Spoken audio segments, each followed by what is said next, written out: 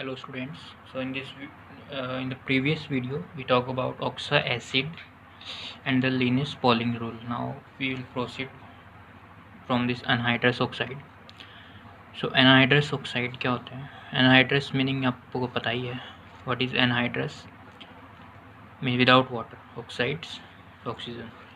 So aqua acid and oxo acid can be considered as derived by hydration of oxides of the central atom. ये कह रहा है कि जितने भी एक्वा एसिड है और ऑक्सा एसिड है वो हम किससे बना सकते हैं? कोई भी ऑक्साइड है उसके हाइड्रेशन से. मीन्स ऑक्साइड में वाटर ऐड करेंगे तो ऑक्सा एसिड या एक्वा एसिड बनेगा.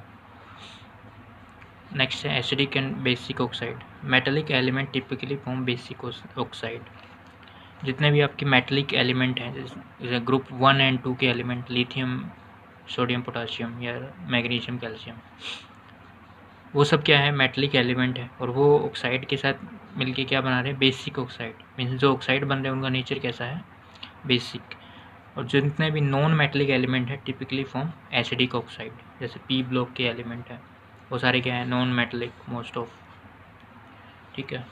तो नॉन मेटलिक एलिमेंट के जो ऑक्साइड होंगे वो कैसे होंगे नेचर में? एसिडिक.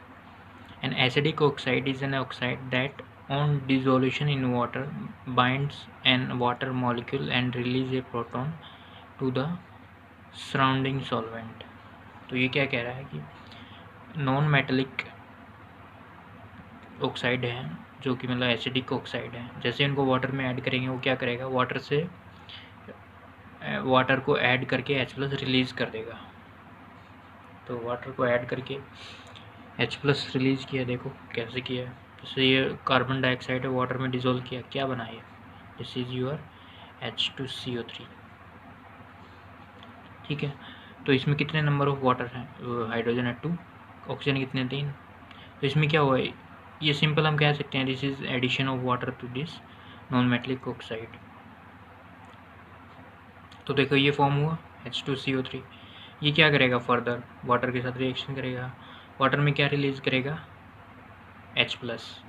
और खुद किस में कन्वर्ट हो जाएगा? इस एनायन में. तो कह रहा है जैसे ही नॉन मेटलिक एलिमेंट के ऑक्साइड है जो एसिडिक है इन नेचर, वाटर में डिजोल्व होगा, वो क्या बनाएंगे? एसिड बनाएंगे जो H+ रिलीज़ करेगा वाटर के अंदर ही. A basic oxide is an oxide to which a proton is transferred when it dissolves in water. तो जो जितने भी बेसिक ऑक्साइड हैं वो क्या करेंगे? बेस की तरह एक्ट करेंगे. जैसे वाटर में डिजोल्व होगा क्या जनरेट किया? Hydroxyl group. तो जो वाटर में ये सब रिलीज करता है वो क्या होता है? बेस होता है. ठीक है.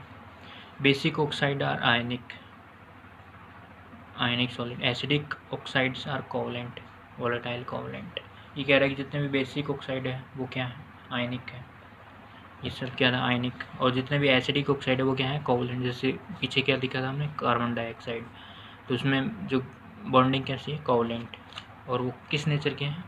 Volatile covalent. वोलेटाइल मीन्स इनका वेपर प्रेशर क्या हो, सॉरी जिनका बॉइलिंग पॉइंट क्या हो? काफ़ी कम, क्योंकि वो रूम टेम्परेचर ही किस में मिलेंगे? गैस फेज में.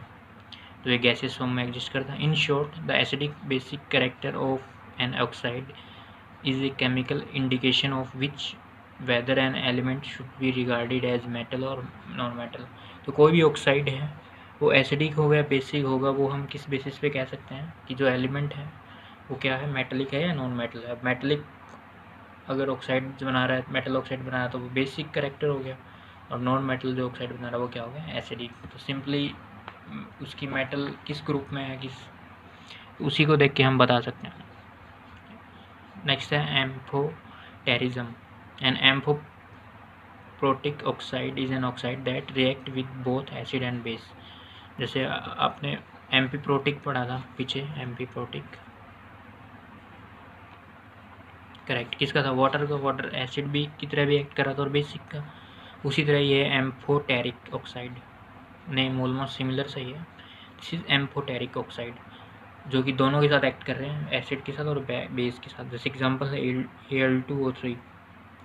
तो वैसे भी आप पी ब्लॉक में देखोगे तो ये क्या होते हैं? ये मतलब ना ज़्यादा नॉन मेटलिक होते हैं ना मेटलिक होते हैं. बीच में कुछ रहते हैं, तो उसी हिसाब से इसका क्या है नेचर। तो यहाँ पे Al2O3 सॉलिड लिया, एसिड के साथ रिएक्ट क्या करवाया, H3O+ दिया हुआ है, क्या बना रहा है ये कॉम्प्लेक्स बना रहा है कुछ ऐसा, एल्यूमिनियम OH2, ठीक है। इस कॉम्प्लेक्स फॉर्म हुआ और इसकी बेस के साथ रिएक्शन करवाई O2OH नेगेटिव के साथ, तब ये कुछ कॉम्प्लेक्स बना रहा है। ये ऑक्टाहेड्रल कॉम्प्लेक्स है, दिस इज टेट्राहेड्रल या स्क्वायर प्लेनर जो भी है, 4 कोऑर्डिनेटेड है, ये 6 कोऑर्डिनेटेड। तो यहाँ पे ये दोनों के साथ एक्ट करता है, एसिड के साथ भी और बेस के साथ। तो ये कंपाउंड कैसा हुआ, एम्फोटेरिक ऑक्साइड। नेक्स्ट है amphoterism is observe in lighter element of group 2 and 13। मतलब ग्रुप 2 के जो लाइटर एलिमेंट हैं जो ऊपर ही मिल जाएंगे आपको, वो सब क्या है, एम्फोटेरिज। और ग्रुप 13 के लाइटर एलिमेंट जैसे ये गैलियम और एल्यूमिनियम है, तो ये सब क्या है, मतलब ये एग्जांपल आप याद भी रख सकते हो, दो ज़्यादा नहीं मिलेंगे।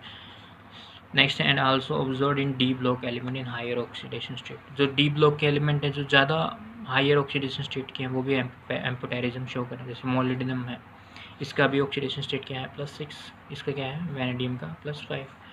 तो जो एलिमेंट डी ब्लॉक के हैं और उनका ऑक्सीडेशन स्टेट का हाई है, तो उसके ऑक्साइड क्या होंगे, एम्फोटेरिज्म शो करेंगे, ठीक है। और ग्रुप 2 और 13 के जो लाइटर एलिमेंट है वो एम्फोटेरिज्म शो करेंगे।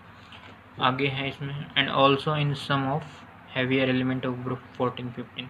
और ग्रुप 14-15 जैसे ये कौन सा ग्रुप आता है, 14, दिस इज कार्बन फैमिली वाला, और 15 नाइट्रोजन फैमिली वाला। तो इसके जो हैवियर एलिमेंट है जो नीचे आते हैं ग्रुप में, ये सब, तो इनके ऑक्साइड क्या होंगे, ये भी एम्फोटेरिज्म शो करेंगे।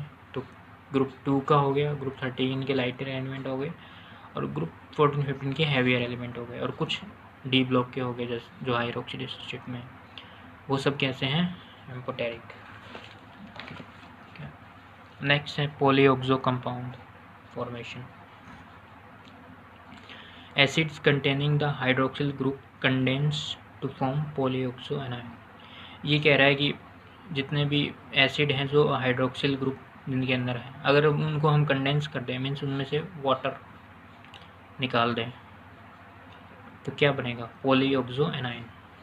पॉली मीन्स पॉलीमर की तरह, जैसे बहुत सारे एसिड आए, क्या हुआ, वो एक तरह से कंडेंसेशन रिएक्शन दे दिया। कंडेंसेशन का मीनिंग क्या होता है, दो मोनोमर यूनिट का ऐड होना और उनमें से कोई भी एक ग्रुप का निकलना बाहर। जैसे वो वाटर मॉलिक्यूल है, जैसे मान लो कोई दो हम ऐसे ले लेंगे,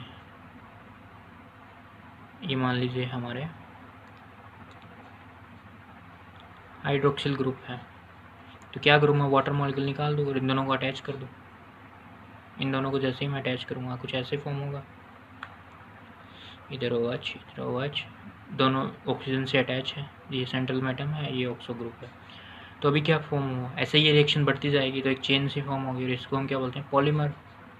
और ये रिएक्शन कैसी है, कंडेंसेशन हुआ है, यहाँ पे वाटर मॉलिक्यूल क्या हुआ है, बाहर निकला है, मतलब कोई भी स्मॉल ग्रुप बाहर निकल रहा है, वाटर या कार्बन डाइऑक्साइड या कोई और ग्रुप, ठीक है। नेक्स्ट है polycation formation from simple aqua cation occurs with the loss of water.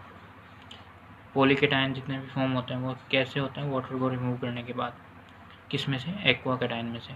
Oxo anion form polymer as pH is lowered, aqua ion is form polymer as pH is raised। ये कह रहा है कि जो oxo anion है, मतलब दो category बना दी इन लोगों ने, एक तो पॉली एनायन वाली, एक पॉलीकेटायन वाली। पॉली ऑक्सो एनायन या फिर पॉली एनायन जो भी कहना चाहो, oxo anion form polymer as pH is lowered। जैसे pH कम होगा तो ऑक्सो एनायन बनेगा, और pH रेज होगा तो क्या बनेगा, aqua ion, sorry polymer of aqua ion, polymer of oxo ion. Means pH lower होगा तो पॉलीमर किसका बनेगा, ऑक्सो आयन का, pH रेज होगा तो पॉलीमर किसका बनेगा, एक्वा आयन का। Poly oxo anion accounts for the most of mass of oxygen in the earth crust. तो अर्थ क्रस्ट के अंदर जितने भी मिनरल्स मिलेंगे, मोस्ट ऑफ किस फॉर्म में है, वो पॉली ऑक्सा एनायन की फॉर्म में है, ठीक है। जैसे ये है एक्वा आयन, ठीक है, मेटल है, वाटर 6 मॉलिक्यूल अटैच है, इससे 3 चार्ज है, और वाटर में इसको डिज़ोल्व किया है, ये सॉल्यूशन भी वाटर में ही है और इसको फर्दर वाटर में डिज़ोल्व किया, और पीएच क्या है 4 से ज़्यादा है, 4 से ज़्यादा है तो क्या होगा, तो क्या बनेगा, पीएच ज़्यादा है तो क्या करेगा, इससे H+ निकाल लेगा, H+ निकल गया, बचा क्या OH बचा और वाटर मॉलिक्यूल बचे। ठीक है, सिमिलरली एक और एक्वा आयन लिया, वाटर में डिज़ोल्व किया, पीएच 4 से ज़्यादा है, क्या होगा फिर से, मतलब ये ऐसा है कि जो सॉल्यूशन है सॉल्वेंट है वो क्या है बेसिक है तो इससे प्रोटॉन ले लेगा, सेम इसमें भी प्रोटॉन ले लेगा, इसने यहाँ से कितने 3 प्रोटॉन लिए तो OH3 बच गया और बाकी वाटर मॉलिक्यूल इससे अटैच हो जाएंगे। ऐसे जैसे हम कोऑर्डिनेशन कॉम्प्लेक्स में पढ़ते हैं कि जैसे वार्नर ने बताया था ना प्राइमरी वैलेंसी सेकेंडरी वैलेंसी कौन सी थी, जो भी कोऑर्डिनेशन नंबर वाली थी, प्राइमरी कौन सी थी, जो आयनाइजेशन स्फीयर जितने अमाउंट ऑफ चार्ज था जितने नंबर ऑफ एनायन बाहर अटैच थे। तो उसी तरीके से यहाँ पे कुछ ऐसा है कि ये मान लीजिए एक तरह से प्राइमरी है और ये क्या है, ये सेकेंडरी है, तो इनमें से 3 H3O+ निकल गए बाहर और ये अटैच हो गया, तो यहाँ पे ये क्या है polymer of cation.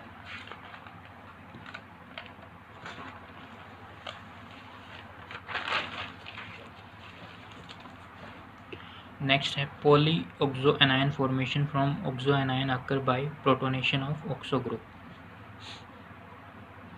Bye protonation of oxo atom and its departure as H2O।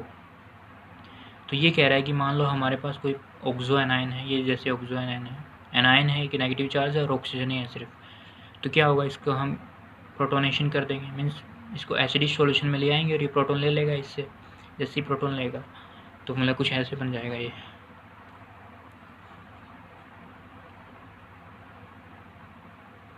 ऐसे बन जाएगा, तो क्या होगा इसको निकाल दो बाहर, इसको निकालोगे तो ये किस में जनरेट होगा पॉलीऑक्सो एनायन बन जाएगा और वाटर मॉलिक्यूल बाहर निकल जाएंगे। ये भी एक तरह की कंडेंसेशन ही रिएक्शन है। ठीक है, क्योंकि हम वही पढ़ रहे हैं ना पॉलीमर कैसे फॉर्म हो रहा है, पॉली कैटायन मतलब ऑक्सो एनायन और ऑक्सो